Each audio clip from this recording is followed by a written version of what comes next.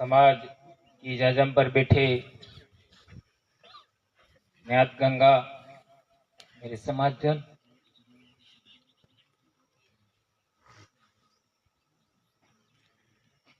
क्या बोले ऐसी स्थिति हमारी।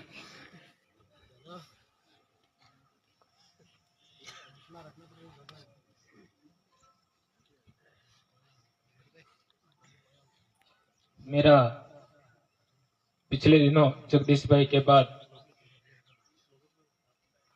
मेरे ससुर जी भी हमारे बीच में नहीं रहे। मेरे सिर पर भी कपड़ा था और है, फिर भी मैं जगदीश भाई के लिए आपके बीच में आया। हमारे समाज की ऐसी रीति नहीं है कि हमारे घर में कोई मर जाए, हमारा सगा, उसका जब तक 12वां नहीं होता है, अंतिम जोहरना नहीं होता है, सिर पर कपड़ा होता है, तब तक हम लोग घर से बाहर नहीं जाते हैं। लेकिन हमारे पूरे आदिवासी परिवार को यहाँ तक लाने में हमारी बहुत बड़ी भूमिका है। इस नाते सभी भाइयों के आग्रह पर, आप सबके आग्रह पर मैं भी यहाँ पर आया और अपनी 2 बातें आपके बीच में रखना चाहता हूँ। भाइयों बहनों, प्रकृति में हम लोग सब एक साथ सांस ले रहे हैं, हम एक दूसरे के साथ जी रहे हैं, एक दूसरे के साथ पानी पी रहे, सांस ले रहे, खाना खा रहे। आज हमारा समाज ही सबसे ज्यादा संकट में क्यों है, यह बात समझनी होगी। आखिर ऐसा क्या कारण है कि केवल और केवल आदिवासी समाज ही सबसे ज्यादा परेशान क्यों है। देश का कोई भी हिस्सा देखो, आज देश ही नहीं पूरी दुनिया में आदिवासी जहां पर भी देखो सबसे ज्यादा पीड़ित है।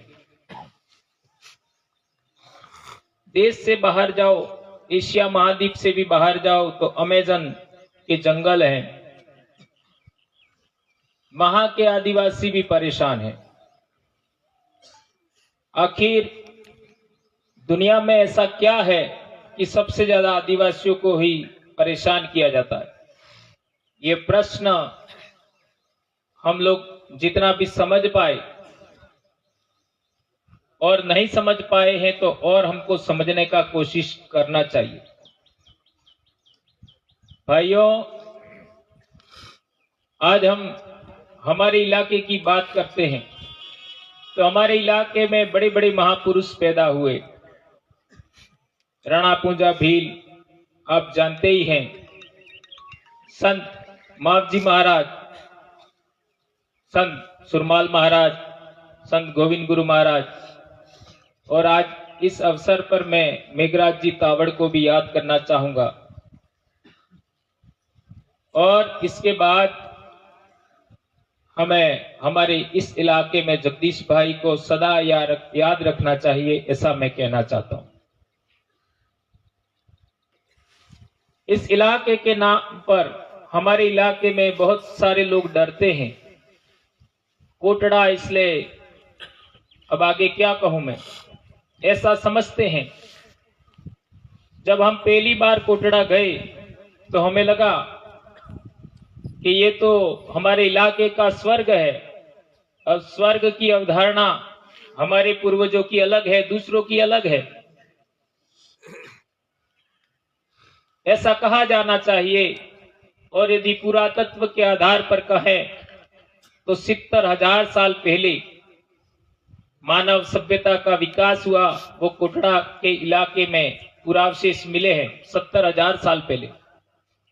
और एक गुजरात के इतिहासकार है, पुरातत्वविद है, उन्होंने कहा कि ये वर्तमान में भील आदिवासी है, उनका जो रहन सहन है और वो पुरातात्विक आवास मिले हैं, मकान मिले हैं, सिलबट्टे मिले हैं, घर बनाने की कला मिली है, वो आज भी भील आदिवासी उस जमाने से जिंदा रखे हुए। तो ये हमारे लिए, हमने पिछली बार बोला था, कोटड़ा हमारे लिए होली लैंड हम कह सकते हैं, पवित्र जगह कह सकते हैं। उस इलाके में ये कोई कोटड़ा ही नहीं, कोटड़ा इलाके में जो नदी जा रही है वो जाडुल फलासिया से जाती है, गोगुंदा से जाती है। ये जो पूरा इलाका है, यहीं पर हमारे पूर्वजों का सभ्यता की शुरुआत हुआ होगा, ऐसा कह सकते हैं। और इस इलाके को जगाने के लिए बहुत शिक्षा, स्वास्थ्य और जैव विविधता संरक्षण, जैसा हमारे भाई ने बताया था, उसको ध्यान में रखते हुए समाज को शिक्षित करने, संगठित करने और संघर्ष करने लायक बनाने के लिए काम चल रहा था, जन जागरण चल रहा था। उसका एक सितारा हमारे बीच नहीं रहा। उनकी उम्र बेशक मेरे से काफी कम है और उनकी सीखने की क्षमता थी, बोलने की क्षमता थी। तो मैं ये मेरे मन में सोचता था कि ये इस इलाके का भविष्य का भंवरलाल परमार होगा, ऐसा मैं मानता था। ये बात मैं दिल से कह रहा हूं। ये इसलिए कह रहा हूं कि उस व्यक्ति में सीखने की जो क्षमता थी, अपने से ज्यादा जानकार आदमी को पूछना, सवाल पूछना और फिर जानकारी लेना और फिर उस जानकारी को समाज में परोसना, ये बहुत कम लोग करते हैं। हमारे समाज में कुछ ऐसी बातें हैं जिसको लेकर के हम लोगों को आज तक अज्ञान रखा गया, हमको जानकारी नहीं दी गई। पूरी दुनिया में जानकारी का विस्तार हो रहा है, जानकारी का विस्फोट हो रहा है और हमारे समाज को जानकारी से दूर रखा जा रहा है। आप लोगों ने देखा होगा कि मीडिया में कभी आदिवासियों की बात नहीं होती, अखबारों में आदिवासियों के विरोध में लिखा जाता है, यहां तक कि विधानसभा और लोकसभा में भी आदिवासियों के बारे में बात नहीं होती है। और जब भी बात होती है तो विरोध में बात होती है। ऐसा आप लोगों ने कभी कभी देखा होगा, ऐसा मैं कह सकता हूं। और पूरे देश के अंदर सबसे ज्यादा समृद्ध भविष्य में कोई वेल्थ वाला होगा, पैसे वाला होगा, संपदा वाला होगा तो वो आदिवासी होगा, ये सब लोग जानते हैं। इसलिए हमको उस संपदा से यानी इंडिजिनस प्रॉपर्टी से दूर करने के लिए, हमारी इंडिजिनस प्रॉपर्टी छीन लेने के लिए हमारे आदिवासी बेल्ट के अंदर कंपनियां आ रही है, उद्योगपति आ रहे और इन्होंने हमारी जमीन छीन रहे। और हम लोग ताकतवर बने, हम लोग शिक्षित बने, जागरूक बने और संगठित बने, उससे पहले वो छीन लेना चाहते हैं, क्योंकि उसके बाद वो छीन नहीं पाएंगे। आप लोग ये गुजरात से आपका हरियाणा तक, दिल्ली तक देखिए, अरावली पर्वतमाला की क्या हालत है। वो हमारे पूर्वजों की विरासत है। इस धरती पर सबसे पहले कोई इलाका ठंडा हुआ तो वो अरावली पर्वतमाला हुआ। यह हमारे पूर्वजों की विरासत है। उसकी हालत देखिए क्या है। सारे पहाड़ उखाड़ डाले, लोगों ने खत्म कर दिए।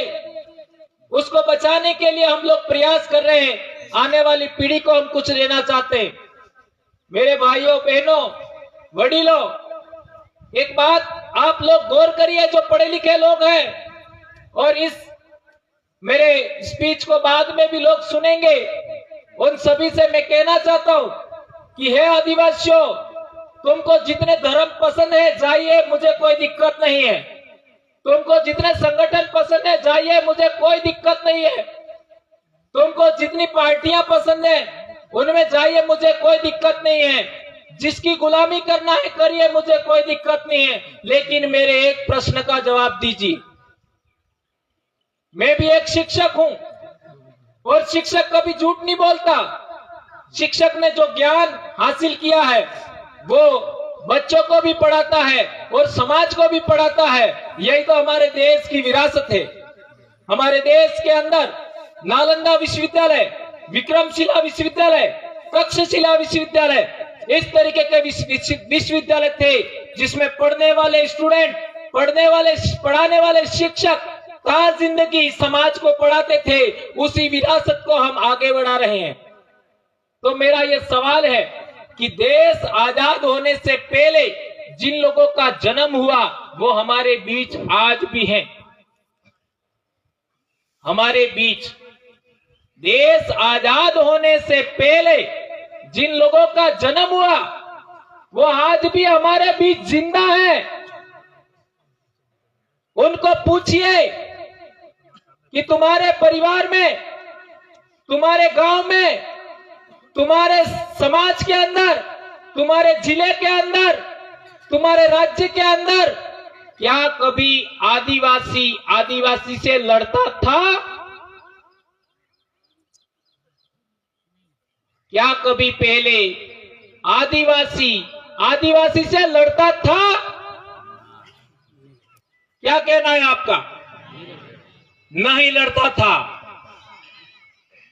इन 75 साल के अंदर एक परिवार बताओ, राज्य तो छोड़ दो, जिला छोड़ दो, समाज छोड़ दो, गांव छोड़ दो, परिवार देखो, एक भी परिवार ऐसा नहीं मिलेगा जिसके अंदर आपस में लड़ाई नहीं है।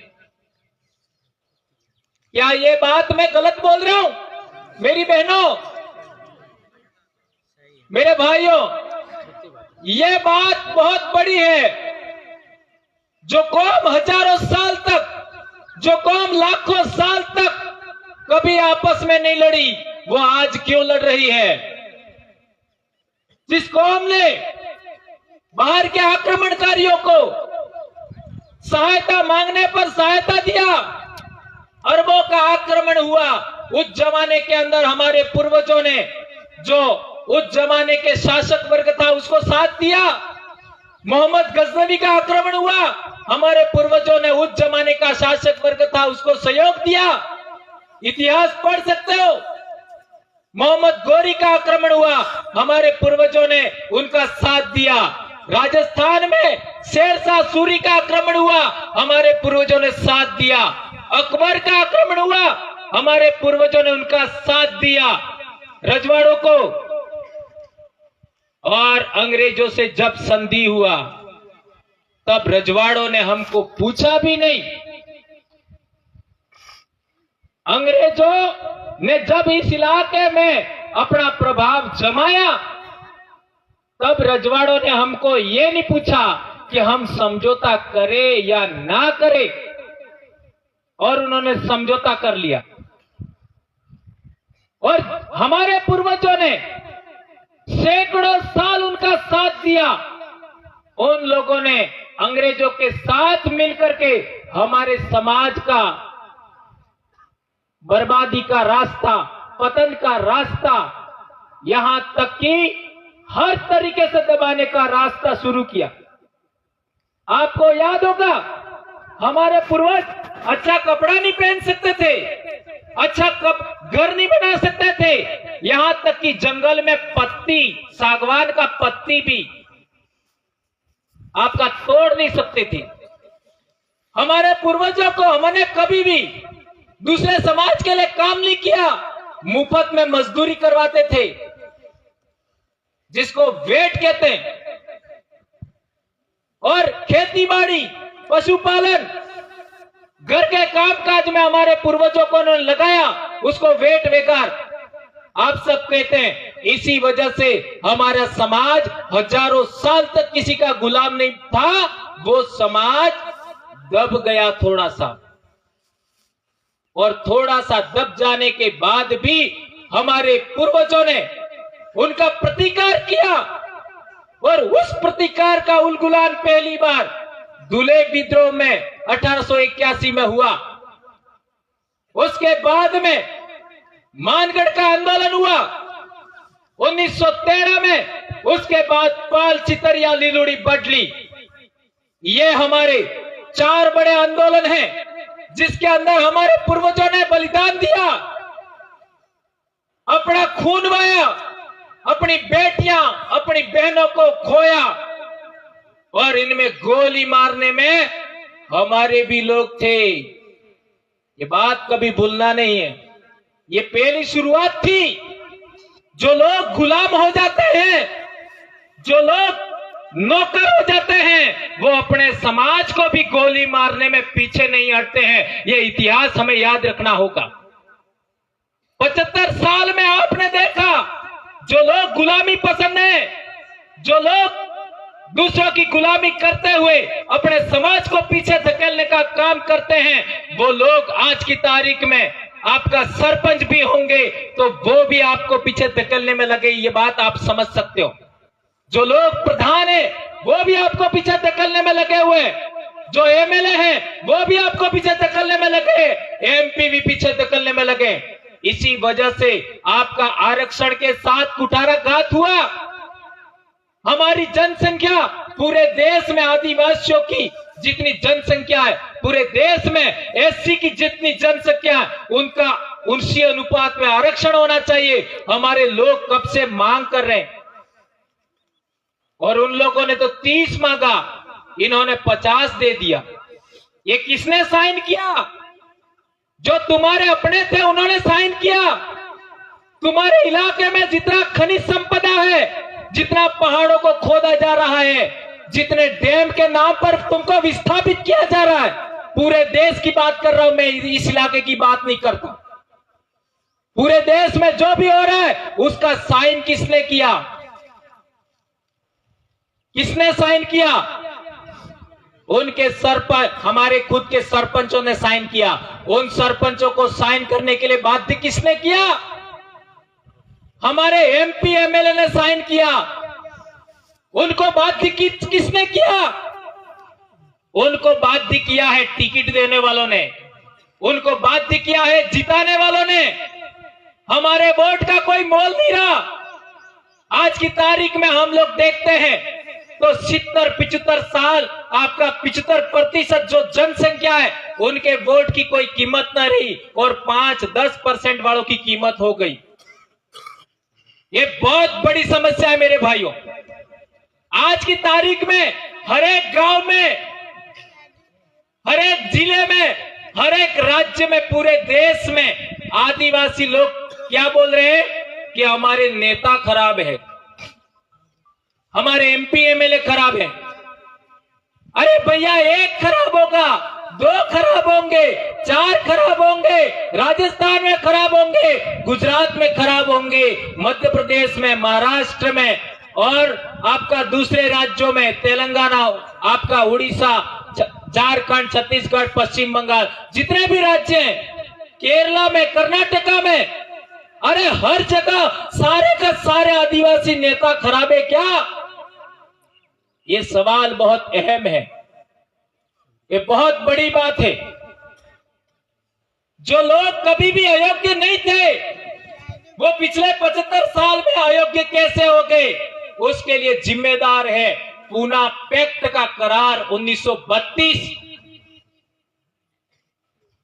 ध्यान रखिए, पिछले 75 साल में तुम्हारी जितनी जमीन छीनी, तुम्हारा जितना जंगल छीना, तुम्हारा जितना पानी छीना, तुम्हारे जितने खेत खलिहान छीने, तुम्हारा जितना भी नुकसान हुआ है, उस नुकसान का एक ही पॉइंट जिम्मेदार है। कोई नेता जिम्मेदार नहीं है, कोई कर्मचारी जिम्मेदार नहीं है, कोई दूसरा जिम्मेदार नहीं है। एक ही पॉइंट जिम्मेदार है, पूना पैक्ट का करार 1932 जिम्मेदार है। उसको हम लोग बदलना चाहते हैं। नहीं तो मैं भी बाप की अकेली संतान हूं, 2011 से बीमार हूं। मेरे को भी मेरी नौकरी प्यारी है, मेरी जान भी मुझे प्यारी है, मेरे बच्चे, मेरी बीवी, मेरे माँ बाप भी मुझे प्यारे हैं। हम लोग नौकरी दांव पे लगा करके, जान दांव पे लगा करके समाज में काम क्यों कर रहे हैं? ये समझो मेरे भाइयों, ये आने वाली पीढ़ी की जान का सवाल है, आने वाले समाज को, आने वाले आदिवासी कौम की नस्लों के अस्तित्व का सवाल है। ये बात हमको समझनी पड़ेगी। जब तक आप पूना पैक्ट 1932 का सलूशन नहीं निकालते हो, उस समस्या का समाधान नहीं निकालते हो, ये कौम बचने वाली नहीं है, ये जंगल बचने वाले नहीं है, ये पहाड़ बचने वाले नहीं है, ये जमीन भी नहीं बचेगी, ये पानी भी नहीं बचेगा। उसका एक ही समाधान है। क्या समाधान है? ये जो जाजम है वो आदिवासी नेता कौन हो? नेता का मतलब विधानसभा में आपका प्रतिनिधि, लोकसभा में आपका प्रतिनिधि, वो इस जाजम पर तय होना चाहिए। आज देख लीजिए, आप कई अलग संगठन के होंगे, आप कई अलग पार्टियों के होंगे, आप कई अलग धर्म के होंगे, इस जाजम पर बैठे हो। इससे ज्यादा हमारा समाज कहीं पर भी नहीं बैठता। कहीं विवाह हो तो भी नहीं बैठता, कहीं संगठन की मीटिंग बुलाओ नहीं बैठेगा, कहीं धर्म की मीटिंग बुलाओ नहीं बैठेगा। ये एकमात्र जाजम है, यहां सभी अलग अलग विचार के लोग यहां बैठते हैं। तो ये इस जाजम से, जाजम के द्वारा सेलेक्ट होकर के आदमी, हमारी आवाज, आदमी नहीं, वो आदिवासियों की आवाज टीवी में भी गूंजे, वो आदिवासी की आवाज आपका विधानसभा में गूंजे, वो आदिवासी की आवाज जो इतने साल से 75 साल में नहीं गूंजी, लोकसभा में भी गूंजे। ऐसी व्यवस्था बना रहे हैं। उस व्यवस्था के रजिस्ट्रेशन के लिए वो दिल्ली गए थे और आ रहे थे। तो जगदीश भाई की कुर्बानी, जगदीश भाई का त्याग, उनका बलिदान कितना बड़ा है मेरे भाइयों, ये आप सोच सकते हो। इसको मैं महसूस कर सकता हूं। ये कोई छोटी बात नहीं है। इसलिए मेरे भाइयों, आप सबके कंधों पर, आप सबके हाथों में, आप सबके पैरों पर, आप सबकी जवान पर निर्भर करता है कि आप आने वाली पीढ़ी को, हमारे बच्चों को किस तरीके से बचाते हैं। इसके लिए आपको काम करना होगा, बोलना होगा। केवल बोलने से काम होगा। किसी को गाली नहीं कर देनी है, किसी को थप्पड़ मारना है, किसी को पत्थर नहीं मारना है, किसी को लठ नहीं मारना है। केवल बोलने से काम होगा। ये लोकतंत्र की ताकत है, ये संविधान की ताकत है, इसको हमें आगे बढ़ाना है। मेरे भाइयों, हम लोगों ने देखा है कि हमारे इलाके के अंदर आज तक आदिवासियों को किसी भी तरीके का आपका जमीन से उखाड़ देते थे लोग, पहाड़ से उखाड़ देते थे। जंगल का हालत तो आप खुद समझते हो, हम सब ने देखा है। उसके बारे में कोई आवाज आज तक उठी क्या? ये पहली बार ऐसा हुआ है कि पूरा इलाके के अंदर आज 20 जिलों के लोग यहां हैं। उस दिन भी 20 जिलों के लोग थे, आज भी 20 जिलों के लोग हैं। देख लीजिए, भीलवाड़ा, दाहोद, पंचमहाल, गांधीनगर, इस पूरे इलाके के लोग यहां पर आज मौजूद हैं। 3 से 4 समाज के लोग हैं। क्या आपने कभी इतना बड़ा काटा देखा, इतना बड़ा खरस देखा कभी? क्या कभी इतना अंतिम संस्कार में इतने जिलों से इतने लोग आए हुए कभी देखे आपने? एक मुख्यमंत्री भी चला गया होगा तो नहीं आए होंगे। ये दक्षिणी राजस्थान में पहली बार हुआ है। ये कोई छोटा मोटा काम नहीं है, ये बहुत बड़ा काम है। मैं धन्यवाद दूंगा इस परिवार को, जगदीश भाई के पापा और उनकी मम्मी, माता पिता, आई, दादा, कितना हौसला रखा। उनके भाई कितना हौसला रखा। उनकी पत्नी, हमारी बहन, उन्होंने कितना हौसला रखा, उनके बच्चों ने। और पहली बार है मेरे भाइयों, कि आज 5 जिले के कर्मचारियों ने, 5 जिले के बेरोजगारों ने आपका ऑनलाइन पैसा इकट्ठा किया। हमारे एक साथी अभी हॉस्पिटल में हैं और भाई जगदीश भाई के लिए और सहायता राशि हम लोग बच्चों की शिक्षा के लिए, बच्चों के आने वाले भविष्य के लिए हम लोग आपके बीच में लेकर आए हैं।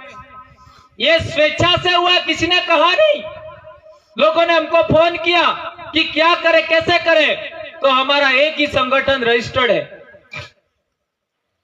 Tribal employees federation. ये हम लोगों ने ही बनाया है। मैं इसका संरक्षक भी हूं और उसके खाते में हम लोगों ने पैसा कलेक्शन किया और वो पैसा उसी के नाम से चेक आप लोगों को हम देंगे। या हमारे बच्चों के लिए आप लोग एफडी करिएगा तो उनको थोड़ा सहायता होगी। मैं हमारी बहन जगदीश भाई की पत्नी जो स्वयं शिक्षिका है, उनसे मैं कहना चाहूंगा कि आप अकेली नहीं है। आपके पति का स्थान कोई नहीं ले सकता, लेकिन आपके लाखों भाई हैं आज की तारीख में, और उसमें हम लोग आपके साथ हमेशा खड़े रहेंगे। और आपकी आने वाली पीढ़ी जो बच्चे हैं उनके लिए हम हर संभव कोशिश करेंगे। यह आज मैं आपका वचन देता हूं। आपको, आपके माता पिता, आप दोनों को हम वचन देते हैं, 2 भाइयों को हम वचन देते हैं, पियर पक्ष और इस गांव को हम वचन देते हैं कि आप हम लोगों को जब कभी भी मौका मिले, हमारी आवश्यकता महसूस हो, हमको बुलाइएगा। आप हमारे परिवार का अंग है। एक जमाना था गांव के अंदर भी कोई मर जाता था तो सारे लोग नहीं रोते थे, अपने सगा में भी कोई मर जाता था तो सारे लोग नहीं रोते थे, अपने जिले में भी कोई मर जाता था सारे कांटे में नहीं जाते थे। आज देख लीजिए, हमारे अपने परिवार का अंग, हमारा सगा भाई गया, ऐसा हजारों लोग रोए हैं, 1-2 नहीं, हजारों लोग। ये बहुत बड़ी बात है। ये भावनाएं, ये विचार, यही हमें आने वाले समय में याद रखेंगे। बहुत लोग गए इस धरती से, किसी ने किसी को याद नहीं रखा। संत सुरमाल को इसलिए याद रखा जाता है, उन्होंने समाज को कुछ दिया। संत गोविंद गुरु को इसलिए याद रखा जाता है कि उन्होंने समाज को कुछ दिया। मेघराज जी तावड़ साहब भी समाज के प्रति बहुत डेडिकेटेड थे, तो उनको हमने आज याद किया। इसी तरीके से जगदीश भाई को भी आने वाली पीढ़ी और हम सब याद रखेंगे। उन्होंने पिछले 1 साल में ऐसा बोलना सीखा था, ऐसी जानकारी सीखी थी जो इतना फास्ट कोई सीख नहीं रहता, ये मैं खुद कह सकता हूं। और एक नई परंपरा हम लोग, हमारी बहन के कहने पर, चंद्रिका का बहन के कहने पर हम लोग आज से ही इसका पालन करेंगे, क्योंकि परंपराएं समाज ही बनाता है। हमारे पूर्वजों ने, समाज ने ये जाजम पर बैठने की परंपरा बनाई।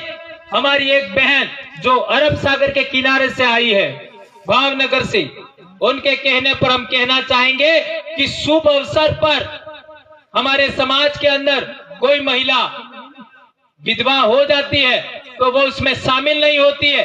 ये परंपरा हमारी केवल 12 दिन तक होती है, इसके बाद नहीं होती है। ये भी हमारे समाज में परंपरा है, लेकिन हम लोग वचन देते हैं कि हम लोग ऐसा कभी होने नहीं देंगे। हर शुभ अवसर पर हम आगे रखेंगे, और मैं तो इसमें विश्वास भी नहीं करता कोई भी जिसका बच्चा नहीं हो और वो भी मेरे आगे निकल जाए, मैं कहीं जा रहा हूं, मैं रुकता नहीं हूं। कोई विधवा भी मेरे आगे पीछे निकल जाए, मैं रुकता नहीं हूं, और मैं तो गलत मानता ही नहीं, कभी नहीं मानता। और हमारे समाज के अंदर कोई इंसान मर जाता है तो उसको गोंड लोग हैं, वो पेन जीवा बोलते हैं, वो पेन हो गया। जो जिंदा है उसको वैन जीवा मानते हैं। वैन का मतलब जिंदा, और पेन का मतलब जो पवन रूप में हो गया। तो हमारे घर के आसपास कोई बुधेड़ा आता है तो आपने हो काम, पवन कोने मनक बीमार थई जाए अचानक तो हो कहे पवन में पड़ी गई और पूर्वज किस रूप में, पवन के रूप में, तो वो हमारे बीच में जगदीश भाई पवन के रूप में मौजूद हैं, ऐसा हम विश्वास रखेंगे। और एक और इम्पोर्टेंट बात आपके बीच में कहना चाहता हूं, आज के बाद हमारे समाज के अंदर जो बोलने वाले, समाज जागरण में उल्लेखनीय काम करने वाले जो भाई हैं, बहनें हैं, उनके लिए इसी तरीके से हमें आर्थिक सहयोग भी करना चाहिए। बहन ने, चंद्रिका बहन ने एक बहुत इंपॉर्टेंट बात और कही थी कि हम धर्म स्थल पर जो दान करते हैं वो पैसा हमारे जिनके पति मर जाए, ऐसी बहनों के लिए, जिनके बाप मर जाए, मां मर जाए, ऐसे बच्चों के लिए हम लोगों को सहयोग राशि कराना चाहिए। और हम लोग कोशिश कर रहे हैं आने वाले समय के अंदर हमारा एक आदिवासी परिवार कोष हो, जिसके अंदर हम दिन का 1 रुपया डालें और कर्मचारी 1 दिन की अपनी इनकम उसमें डाले और ऐसे बच्चों की शिक्षा के लिए, ऐसी महिलाओं के लिए हम लोग देंगे। इस तरीके का काम हम कर रहे हैं। हमारा एक रजिस्ट्रेशन हो गया है और दूसरा रजिस्ट्रेशन जिसके लिए जगदीश भाई गए थे वो भी बहुत जल्द हो जाएगा। और हम लोग चाहेंगे कि और बहुत सारे हमारे स्टूडेंट की विंग है, उसको भी हमें रजिस्ट्रेशन कराना है, युवाओं की विंग है उसका भी रजिस्ट्रेशन करवाना है, हमारा आपका संघर्ष करने की एक विंग है उसका भी रजिस्ट्रेशन करवाना है। तो ये सब होंगे समय के अनुसार। दूसरे समाज रजिस्ट्रेशन कराता है तो महीनों में हो जाते हैं, लेकिन हमारे कर्मचारी भाइयों को पूछिए, हमारे कर्मचारियों का संगठन रजिस्टर्ड किया 2 साल लगे और ये पहली बार नहीं गए थे, 1.5 साल से जा रहे। जिस गाड़ी का एक्सीडेंट हुआ वो गाड़ी ही लेके जाते हैं 1.5 साल से, और पहली बार ऐसा हुआ है। लेकिन जो होना था, मैं ऐसा कहना भी मुझे अच्छा नहीं लगता, एक बहुत बड़ी क्षति हो चुकी है, उसकी भरपाई मेरे लिए तो असंभव है। मैं भी अपने आप को बोलने से घबराता हूं और घबरा इसलिए रहा हूं कि क्या जवाब दें हम लोग। जगदीश भाई जैसा घटना हो जाता है तो हम उस परिवार को, उन बच्चों को हम क्या जवाब दें। मैं बहुत ही ओजस्वी वक्ता हूं, आपकी ऊर्जा मेरे में समाहित होती है तब मैं ऐसा बोल पाता हूं। जब दिल टूटता है तो ऐसा बोलना संभव नहीं हो पाता है। इसलिए आप लोग जितने यहाँ, मेरी बहनें, मेरे बड़े वडील, आप सब आए हैं, आप सबसे हाथ जोड़कर मेरी गुजारिश है, अनुरोध है, हमारे तमाम प्रकार के मतभेद होंगे, मनभेद होंगे, पार्टियां, संगठन, इन सब को छोड़ करके जाजम पर आ जाइए और जाजम का महत्व समझिए। और जो बात मैंने आपको बताई वो हमेशा याद रखना। एक बात, देश आजाद होने से पहले आदिवासी कभी भी आपस में नहीं लड़ता था, और इन 75 साल में पूना पैक्ट 1932 की वजह से एक परिवार बाकी नहीं है जिसमें झगड़ा नहीं है। उस बीमारी को खत्म करना है, उसके लिए आप काम करेंगे, ऐसी मैं आशा अपेक्षा करता हूं। मेरे भाई जगदीश को नमन करते हुए, इस जाजम को नमन करते हुए, मेरी बहन और हमारे सर आपका बसंती लाल जी, मेरे छोटे भाई, आप सबको मैं क्या कहूं, इतना ही कह सकता हूं कि मैं आपका ही बेटा हूं, आपका ही भाई हूं। कोशिश करेंगे हम लोग, जितना भी कोशिश करें। मेरी 5 बहनें, आज से मैं अपनी 6 बहनें मालूंगा। मैं बाप की अकेली संतान हूं, लेकिन मैं हजारों भाई वाला हूं, तो आप भी मेरे अपने भाई हैं। आप लोगों के लिए मेरे से जो भी हो सकेगा मैं कोशिश करूंगा। और जो बोलने वाले लोग हैं उनको, उनका मुंह चुप मत होने देना। हमारा समाज आजाद होके रहेगा, हमारी समस्याओं का समाधान होके रहेगा, कुदरत हमें सहयोग करेगी, ऐसी मैं आशा रखता हूं। और इस परिवार ने जो संकट झेला है, उस संकट में पियर पक्ष, गांव के भाई, इस इलाके के भाई, आप सदा उनका साथ देना।